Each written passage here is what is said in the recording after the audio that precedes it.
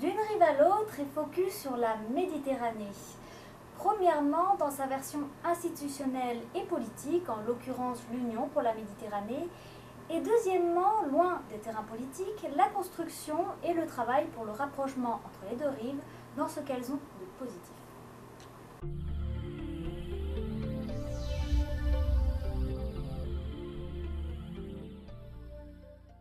Comme je vous le disais, la question que l'on se pose quand on suit l'actualité méditerranéenne vue de la rive nord, c'est où en est l'Union pour la Méditerranée. Force est de constater que depuis son lancement en grande fanfare, rien n'a été fait. Pire encore, on a l'impression d'avoir une structure qui ressemble de plus en plus à une coquille vide au moment où la rive sud de la Méditerranée traverse des bouleversements tant politiques qu'économiques, avec ce qu'on appelle communément le printemps arabe. Pour Amel Bobecker, chercheuse à la Fondation Carnegie, tant que le problème de la concertation entre l'ensemble des deux rives n'a pas réellement été mis en place, l'UPM sera voué à l'échec. Extrait de l'entretien. En réalité, depuis la création de l'Union pour la Méditerranée en 2008, ce n'est pas la première fois que le sommet est reporté. L'année dernière, en juin, le sommet était déjà annulé.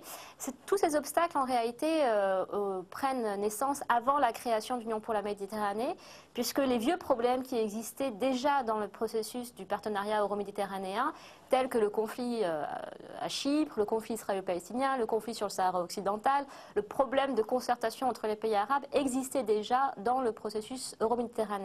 Donc l'Union pour la Méditerranée a vraiment hérité de tous ces problèmes. Le vrai problème en réalité, c'est l'incapacité de l'Union européenne à prendre une décision claire sur la question de la résolution du conflit israélo-palestinien. Tant qu'on restera autour de ce schéma de la vieille diplomatie euro-arabe, illustrée par exemple avec les deux coprésidents de l'Union pour la Méditerranée, la France et l'Égypte, on restera sur des vieilles questions et notamment sur la question du conflit israélo-palestinien qui ne feront pas avancer le processus.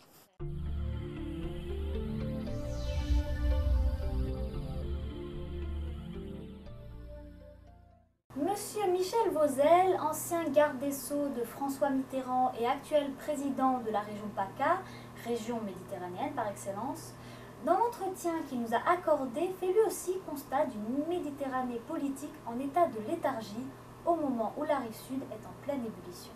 Entretien. Vous faisiez à l'instant, lors de votre allocution, le constat d'échec de l'Union pour la Méditerranée. Vous qui êtes un Méditerranéen convaincu, ça vous fait pas mal au cœur justement cette situation assez léthargique de l'Union pour la Méditerranée?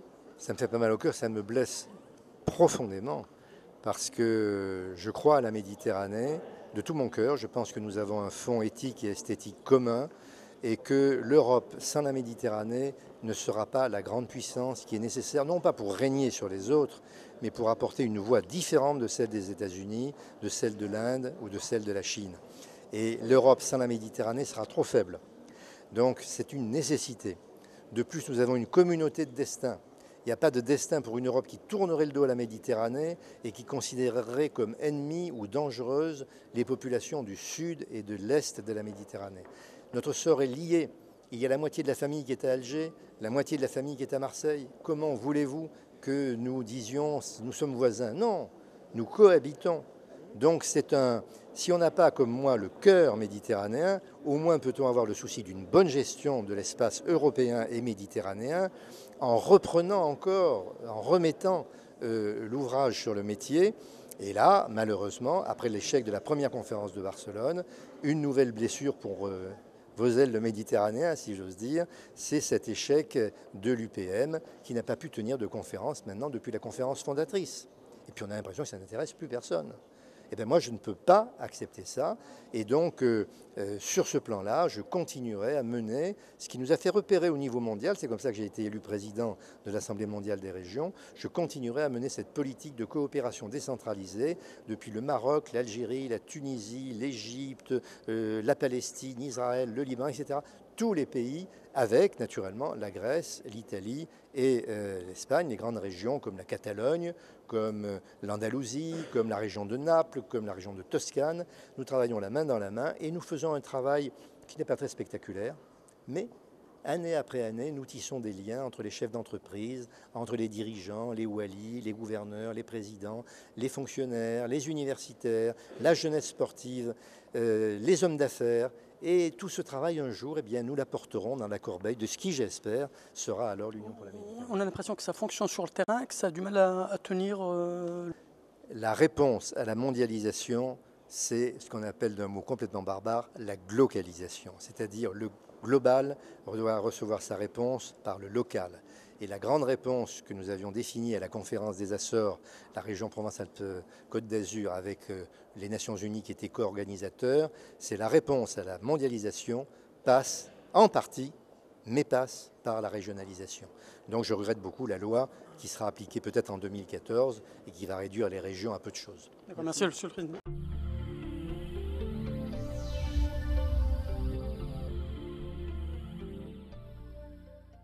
Si sur le plan politique, la situation n'est guère réjouissante pour une UPM sous perfusion, il se trouve que des acteurs du domaine économique et de l'innovation venant des deux rives, eux ne cessent de prendre des initiatives afin que la collaboration entre la rive nord et la rive sud ne soit pas un vain mot et prenne enfin toute son ampleur. C'est une photo de famille comme on aimerait en voir plus souvent. Une photo où des chefs d'entreprise européens et maghrébins sont réunis au sein d'un objectif commun qui est le développement des relations des deux rives du bassin méditerranéen.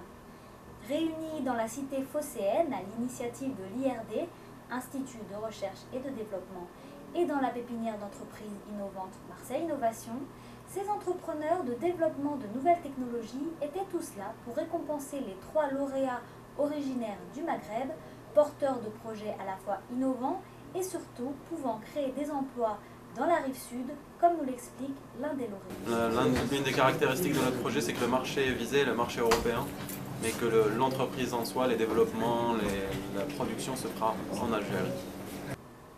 Contrairement aux idées reçues, ces profits n'ont pas eu de mal à trouver leur financement avec l'aide de l'Union européenne, comme nous le confirme l'un des représentants de l'IRD à notre micro. Les dispositifs d'accompagnement à la création d'entreprises innovantes, ils existent. Il y a des financements, il y a des incubateurs d'entreprises, il y a des banques qui sont prêtes à investir, il y a des laboratoires qui sont prêts à accompagner le renforcement technologique de ces initiatives et de ces entreprises. Donc il y a au contraire, contrairement à ce qu'on pourrait penser, il y a tout ce qu'il faut au sud de la Méditerranée pour faire des belles entreprises. En fait, l'idée c'est de susciter des initiatives d'entrepreneurs au nord de la Méditerranée, c'est-à-dire en France, et de les aider, de les accompagner à construire leurs projets pour qu'ils fassent ce qu'on appelle du soft landing, pour qu'ils atterrissent dans leur pays d'origine et qu'ils développent là, en Tunisie, au Maroc, en Algérie, au Liban ou en Égypte, qu'ils créent leur entreprise là-bas et qu'ils génèrent des emplois, qu'ils fassent de la technologie et du développement industriel.